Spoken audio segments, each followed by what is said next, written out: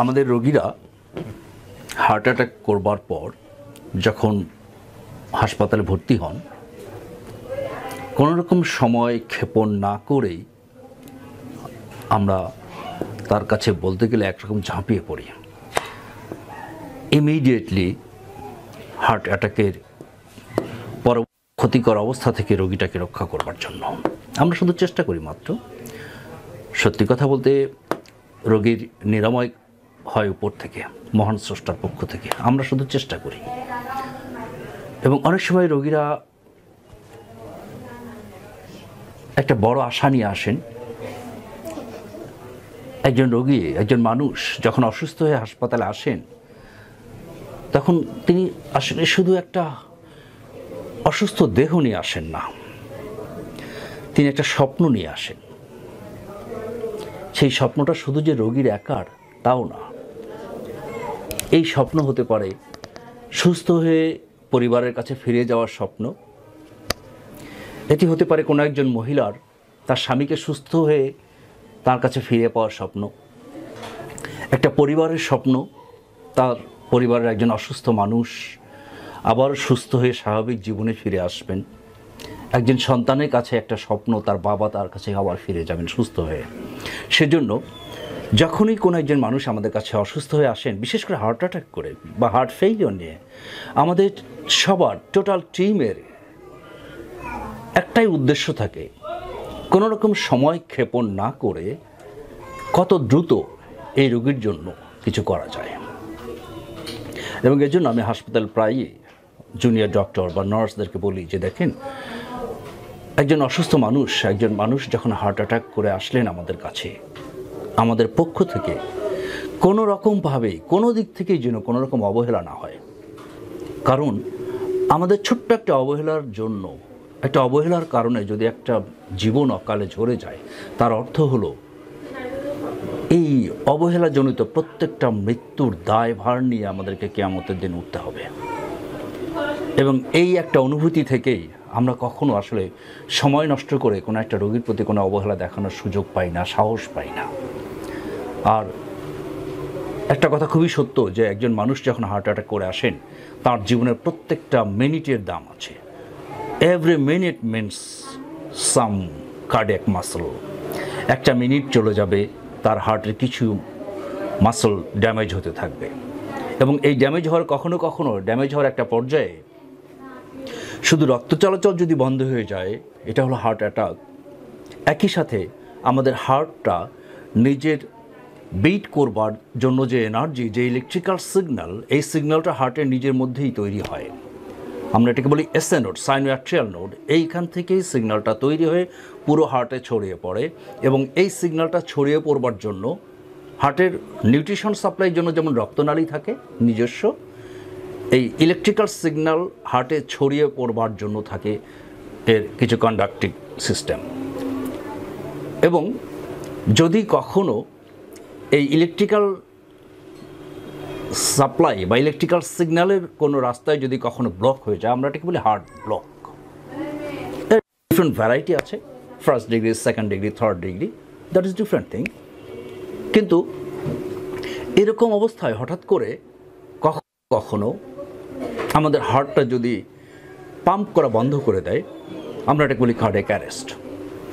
Cardiac arrest different ফর্মে হতে পারে। আমরা ventricular tachycardia, ventricular fibrillation, different ফর্মে হঠাৎ করে যদি হার্টটা পাম্প করা বন্ধ হয়ে যায়, তখন যে ঘটনা ঘটে আমরা বুঝবো কী করে, বা আপনি বুঝবেন কী করে যে এই মানুষটার বা এই রোগীর হার্টটা বন্ধ হয়ে গেছে?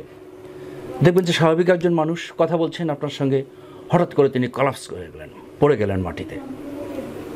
আমাদের দায়িত্ব কি, আপনার দায়িত্ব কি? সাথে সাথেই তাকে একটু চেষ্টা করা যে উনি সুস্থ আছেন কি না। তাকে জিজ্ঞেস করেন, ভাই কেমন আছেন, বাবা কি হলো, আপনার কোনো সমস্যা হচ্ছে কিনা। যদি দেখেন যে লোকটা কথা বলছে না, কোনো রেসপন্স নাই, আমরা সাধারণত দেখি যে আমরা যখন শ্বাস নিই, নিঃশ্বাস নেওয়ার সময় আমাদের বুক ওঠানামা করে। আপনি খেয়াল করেন যে রোগীটার বুক ওঠানামা করছে কিনা। যদি না হয় তাহলে বুঝবেন যে তার শ্বাস প্রশ্বাসও বন্ধ হয়ে যাচ্ছে। একই সাথে একটু বুঝবার চেষ্টা করেন যে নাকের সামনে হাত এনে যে উনি নিঃশ্বাস নিতে পারছেন কি না। যদি না নেন, আপনি বুঝবেন যে এই রোগীটা কার্ডিয়াক অ্যারেস্ট হয়েছে। We call it cardiac arrest. হঠাৎ করে হার্ট যদি পাম্প করবার ক্ষমতা নষ্ট হয়ে যায়, হারিয়ে ফেলে, হার্টটা স্টপ হয়ে যায়, দিস ইজ কার্ডিয়াক অ্যারেস্ট। এই সমস্ত কন্ডিশনে কী করতে হবে? কোনো রকম সময় নষ্ট না করে সাথে সাথেই আমরা সিপিআর শুরু করি। CPR stands for cardio pulmonary resuscitation. CPR শব্দের অর্থ হচ্ছে যে বাহির থেকে হার্টকে চাপ দিয়ে আবারও তাকে পাম্প করতে শেখানো, তার পাম্পিং স্টেটে ফিরিয়ে নিয়ে আসা, এটাকে বলে সিপিআর। এবং একজন রোগীর যখন কার্ডিয়াক অ্যারেস্ট হয়, কার্ডিয়াক অ্যারেস্ট হওয়ার পরে we have got only 5 to 6 minutes, মাত্র 5 থেকে 6 মিনিট সময় আমাদের হাতে থাকে। এই 5 থেকে 6 মিনিটের মধ্যেই যদি আমরা অ্যাকশনে যেতে না পারি, উই লুজ দ্য পেশেন্ট। সেজন্য কার্ডিওলজি ওয়ার্ডে এটা একটা টিম ওয়ার্ক, কমান্ডো স্টাইলের টিম ওয়ার্ক। যে কেউ একজন যদি বুঝতে পারি আমাদের মধ্যে যে এই পেশেন্টটা কার্ডিয়াক অ্যারেস্ট ডেভেলপ করেছে, সাথে সাথেই আমাদের কাজ হলো একটা অ্যালার্ম সিস্টেম অ্যাক্টিভেট করে দেওয়া। যে কোনো যিনি বুঝতে পারবেন যে পেশেন্ট কার্ডিয়াক অ্যারেস্টে গেছে, সাথে সাথে তিনি শাউট করে ওঠেন যে একজন পেশেন্ট কার্ডিয়াক অ্যারেস্ট আছে, এবং এই আওয়াজ যার যার কানে যায় প্রত্যেকে আমরা অ্যাটেন্ড করে ফেলি। একদম উইদিন মিনিট আমরা অ্যাকশনে ঝাঁপিয়ে পড়ি। এবং আল্লাহর অসংখ্য শুকরিয়া যে এই কার্ডিওলজি ওয়ার্ডে একটা টিম ওয়ার্কের কারণে, এই টিম স্পিরিটের কারণে অসংখ্য মানুষের জীবন আল্লাহ ফিরিয়ে দেন। কিন্তু সবচেয়ে গুরুত্বপূর্ণ যে বিষয়টা, সেটা হচ্ছে প্রপারলি ডায়াগনোসিস করতে পারা, বুঝতে পারা যে এই পেশেন্টটাকে কার্ডিয়াক অ্যারেস্ট ডেভেলপ করেছে, এবং সাথে সাথে সময় নষ্ট না করে সিপিআর শুরু করা, যেটাকে আমরা বলি যে বেসিক লাইফ সাপোর্ট।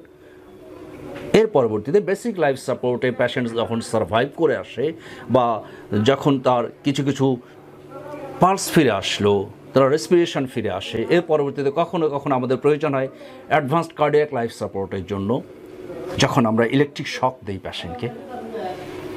এবং ইলেকট্রিক শক দিলে যে ঘটনাটা ঘটে, অনেক সময় যেটা হয় কার্ডিয়াক অ্যারেস্টে ভেন্ট্রিকুলার ফিব্রিলেশন বা ভেন্ট্রিকুলার ট্যাকিকার্ডিয়া যেটাকে বলি আমরা আমাদের ল্যাঙ্গুয়েজে, হার্টের যে নিজস্ব একটা পার্টিকুলার জায়গা থেকে ইলেকট্রিক সিগন্যাল তৈরি হওয়ার কথা ছিল, যখন হার্টের বিভিন্ন জায়গা থেকে ইলেকট্রিক্যাল সিগন্যাল তৈরি হতে থাকে, একটা ক্যাওটিক মুভমেন্ট হয়। হার্ট তখন প্রপারলি একটা কোঅর্ডিনেটেড ফ্যাশনে এটা পাম্প করতে পারে না। তখন আমরা কী করি, বাহির থেকে electrical energy, external electrical energy দিয়ে হার্টের ওই অন্যান্য জায়গাগুলো থেকে সিগন্যাল প্রোডাকশন বন্ধ করে দিই।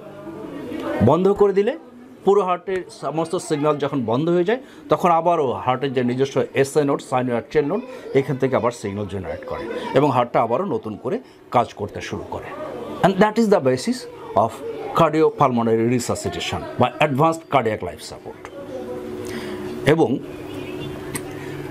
শুধু কার্ডিওলজি ওয়ার্ডে না, প্রত্যেক ডক্টর, প্রত্যেক নার্স, প্যারামেডিক, এমনকি সাধারণ মানুষ প্রত্যেকেরই এই সিপিআর দিতে শেখা উচিত। সিপিআর এই টেকনিকটা জানা থাকা উচিত। ওয়ার্ল্ডে অনেকগুলো গাইডলাইন আছে, প্রত্যেকেরই বেসিক নলেজ থাকা উচিত কীভাবে সিপিআর দিতে হয়, এবং কীভাবে একটা আসন্ন মৃত্যু পথযাত্রীর বন্ধ হয়ে যাওয়া হার্টকে আবার সচল করতে হয়। এবং আপনি যদি সঠিকভাবে সিপিআর শিখতে পারেন, তাহলে দেখবেন আল্লাহর অশেষ কৃপায় আপনি একজন লাইফ সেভারের ভূমিকায় অবতীর্ণ হতে পারবেন। আপনার ছোট্ট একটু প্রয়াস, একটুখানি তৎপর কাজ, একটুখানি তড়িৎ কর্ম, আপনার তৎপরতা একটা জীবনকে ফিরিয়ে আনতে পারে। সিপিআর দিতে শিখুন, সিপিআর শিখে নিন, এবং একটা মানুষের, একটা পরিবারের একটা স্বপ্নকে বাঁচিয়ে রাখতে সাহায্য করুন। Thank you.